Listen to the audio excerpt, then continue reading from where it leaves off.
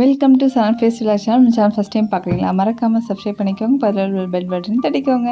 இன்றைக்கி நம்ம பார்க்க போகிறது இந்த சம்மர் ஸ்பெஷலில் ஈவினிங் ஸ்நாக்ஸ் தான். அதில் வந்து ஃபஸ்ட் வந்து ரெண்டுமே ஸ்வீட் ரெசிபி தான். அதில் ஃபஸ்ட்டு பார்க்க போகிறது சீம்பால்.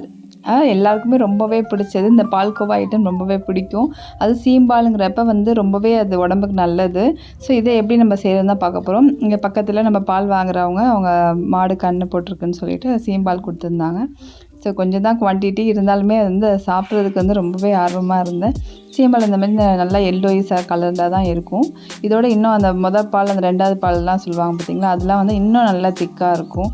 ஸோ நமக்கு கொடுத்தது வந்து 3 நாள் ஆயிடுச்சுன்னு சொன்னாங்க. ஸோ அது அந்த பாலை வந்து நம்ம ஒரு நல்ல ஒரு அடிகனமான பாத்திரத்தில் மாற்றிக்கோங்க. ஏன் அப்படின்னு சொன்னோன்னா, அப்போ தான் அடி பிடிக்காமல் அது நமக்கு ஒட்டாமல் வரும். நம்ம வந்து அந்த பாலை ஊற்றிட்டு திரும்பியும் கொஞ்சோண்டு தண்ணி ஊற்றி நல்லா அதில் கலக்கி விட்டு நம்ம ஊற்றிடலாம். இதில் நம்ம தண்ணியெலாம் ஊற்றவே தேவையில்லை. அப்படியே அந்த பாலை வந்து அப்படியே அடுப்பில் வச்சு நம்ம வந்து அடுப்பை சிம் பண்ணி வச்சுக்கோங்க. ஃபுல்லாக வைக்காதீங்க, ஏன்னா அடியில் வந்து ரொம்ப பிடிக்கிற மாதிரி ஆயிரும். அடுப்பை சிம் பண்ணி வச்சுட்டு நீங்கள் கிண்டிக்கிட்டே இருங்க.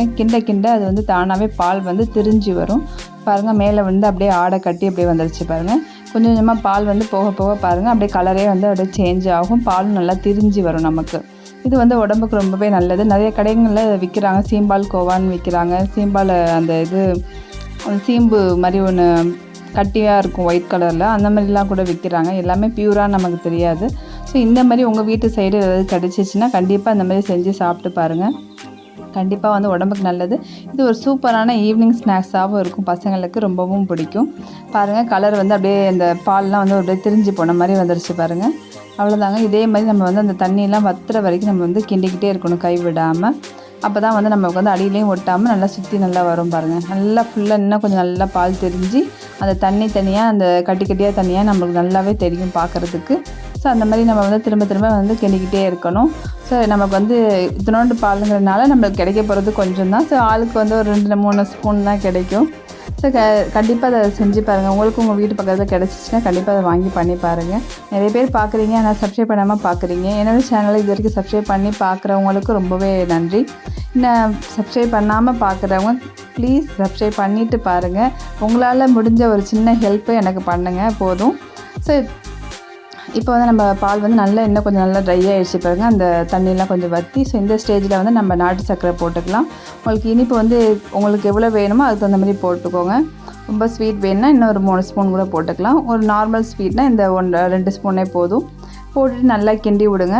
சப்போஸ் சர்க்கரை பிடிக்கல, உங்களுக்கு ஒயிட்டாக வேணும்னு நினச்சிங்கன்னா நீங்கள் வந்து ஜீனி போட்டுக்கலாம். போட்டு நல்லா ட்ரை ஆகிற அளவுக்கு கிண்டி விட்டுக்கோங்க. கொஞ்சோண்டு ஏலக்காய் பவுடர் போட்டிங்கன்னா அவ்வளோதான், ஒரு சூப்பரான சீம்பால் கோவா ரெடி ஆகிடுச்சு. கண்டிப்பாக அந்த ரெசிபியை ட்ரை பண்ணி பாருங்கள்.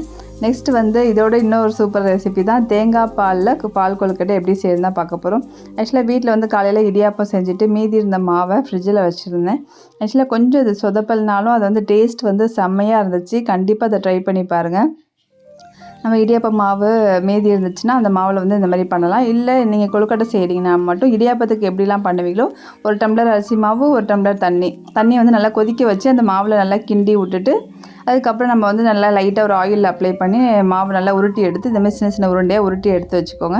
நான் பசங்களை கொடுத்து தான் வந்து உருட்டி வைக்க சொன்னேன். ஸோ வந்து உருட்டி வச்சுட்டாங்க.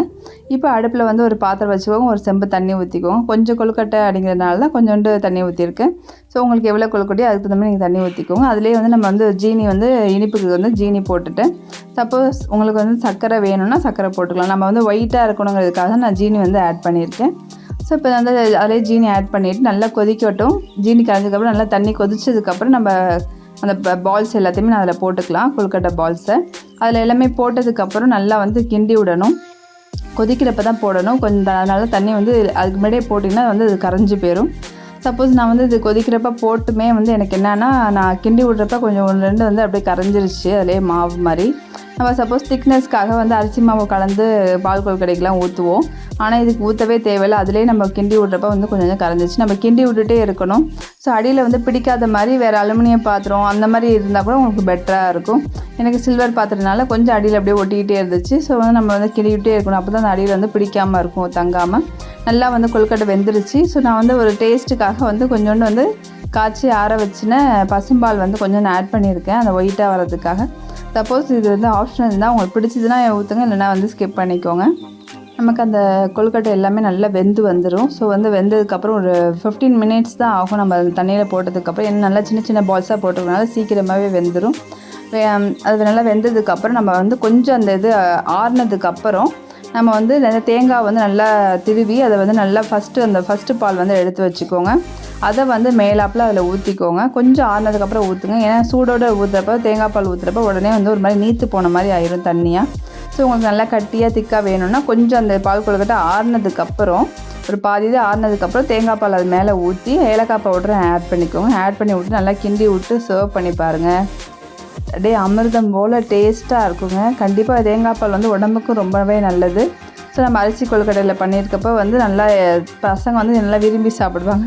என்ன கொழுக்கட்டை வந்து பால்ஸ் தான் வந்து கம்மியாகிடுச்சு, கொஞ்சம் கரைஞ்சிடுச்சு, கொஞ்சம் இதாக இருந்துச்சு. ஸோ தேர்ன வரைக்கும் எடுத்து நம்ம வந்து ஒரு பிளேட்டிங் பண்ணியாச்சு. கண்டிப்பாக இந்த ரெசிபியும் ட்ரை பண்ணி பாருங்கள். இந்த 2 ரெசிபிஸுமே ட்ரை பண்ணி பார்த்துட்டு எப்படி இருக்குன்னு கமெண்ட் பண்ணுங்கள். மறக்காமல் 7 பீஸ்ஃபுல்லாக சப்ஸ்கிரைப் பண்ணிக்கோங்க. உங்களுக்கு இந்த வீடியோஸ் நிஜமாகவே பிடிச்சிருந்துச்சுன்னா லைக் பண்ணுங்கள், ஷேர் பண்ணுங்கள். தேங்க்யூ. நெக்ஸ்ட் வீடியோவில் பார்க்கலாம்.